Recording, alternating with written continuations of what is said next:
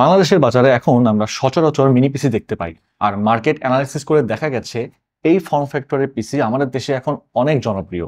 প্রথম কারণ এটার পোর্টেবিলিটি, অ্যান্ড সেকেন্ডলি একটা পাওয়ারফুল ডেস্কটপের বিকল্প হিসেবে ইউজ করা হয়। যাই হোক, মার্কেটে এখন ইন্টেল প্রসেসর দিয়ে বিল্ড করা অনেক মিনি পিসি আপনি পাবেন। কিউবিটসের দুটি ভেরিয়েন্ট আছে ইন্টেল প্রসেসর দিয়ে বিল্ড করা, তার মধ্যে এটা একটা মিনি পিসি লানিয়া DX2। এটা সবার থেকেই আলাদা, মানে মার্কেটে এটা এক পিসি কজ এটা একটা বড় সাইজের ডেস্কটপের মিনি পিসি ভার্সন। আচ্ছা, বিষয়টা হচ্ছে এখন পর্যন্ত আমরা মার্কেটে যেসব মিনি পিসি দেখেছি সেগুলো মোবাইল সেগমেন্টের প্রসেসর দিয়ে বিল্ড করা, অর্থাৎ ল্যাপটপগুলোতে যে টাইপ প্রসেসর ইউজ করা হয় মোবাইল সেগমেন্টের প্রসেসরের জন্য আলাদা করে মাদারবোর্ডের সকেটের প্রয়োজন হয় না, এটা পার্মানেন্টলি সোল্ডারিং করা থাকে। তাই আপনি চাইলেও প্রসেসর কখনো চেঞ্জ করতে পারবেন না। বাট লানিয়া DX2 মিনি পিসিতে ডেস্কটপ সেগমেন্টের প্রসেসর ইউজ করা হয়েছে, মাদারবোর্ডের সাথে LG এর সকেট আছে, আপনি চাইলে আপডেট করতে পারবেন। আমরা আপাতত 12 জেনারেশন প্রসেসর দিচ্ছি, আপনি চাইলেন 13 জেনারেশনে শিফট হতে, সেক্ষেত্রে 13 জেনারেশনের প্রসেসর আপনি ইউজ করতে পারবেন। এভাবে আপনি কোরাই 3 থেকে কোরাই 9 পর্যন্ত আপডেট করতে পারবেন। যাই হোক, আরো বেশ কিছু অ্যাডভান্স ফিচার এই 30,000 টাকার বাজেটে মিনি পিসিতে আছে, সেটা নিয়ে পরে বলছি। আগে আনবক্সিং করব।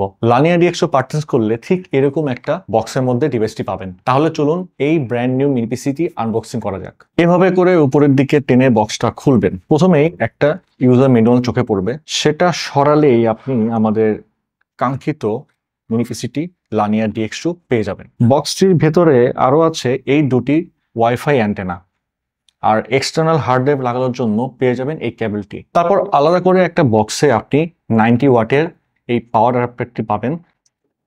পাওয়ার অ্যাডাপ্টারটি বেশ লম্বা, চাইলে এক রুমে পাওয়ার ইনপুট দিয়ে অন্য রুমে বসে ইউজ করতে পারবেন।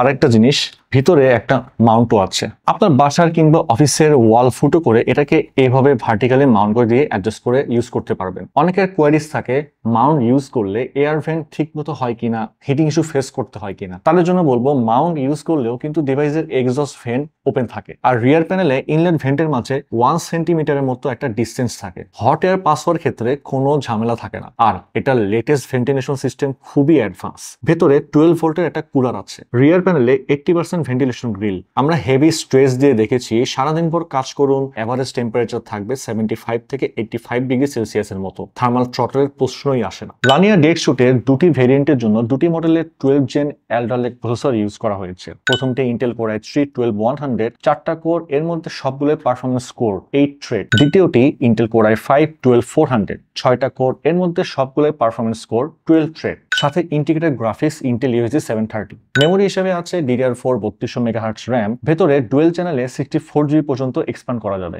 আর স্টোরেজ হিসেবে আছে M.2 NVMe PCIe 3 SSD। ভেতরে একটা স্লট আছে যেখানে 2 TB পর্যন্ত বাড়িয়ে নেওয়া যাবে। ভালো লাগলে পারচেস করতে পারছেন। দুটি ভেরিয়েন্ট এখন অ্যাভেলেবেল আছে। ভিজিট করতে পারেন myqubits.com এই ওয়েবসাইটে। পারচেস করলে কিউবিটস অফার করছে 3 বছরের ব্র্যান্ড ওয়ারেন্টি। এই 3 বছরের যে কোনো পার্সেল ইস্যু হলে কিউবিটস রিপ্লেসমেন্ট করে দিবে। 3 বছর শেষ হলেও লাইফ টাইম সার্ভিসিং ওয়ারেন্টি থাকছে। ব্র্যান্ড ওয়ারেন্টির মেয়াদ শেষ হয়ে গেলেও ফ্রি সার্ভিসিং ওয়ারেন্টি পাবেন, বাট পার্সেল কস্ট আপনাকে বেয়ার করতে হবে। মিনি পিসি পারচেস করার পর 45 দিনের রিপ্লেসমেন্ট গ্যারান্টি থাকছে, এছাড়াও 7 দিনের ফুল রিফান্ডের সুযোগ। তাহলে আজকের মতো ভিডিওটা এখানেই শেষ, দেখা হচ্ছে পরের ভিডিওতে।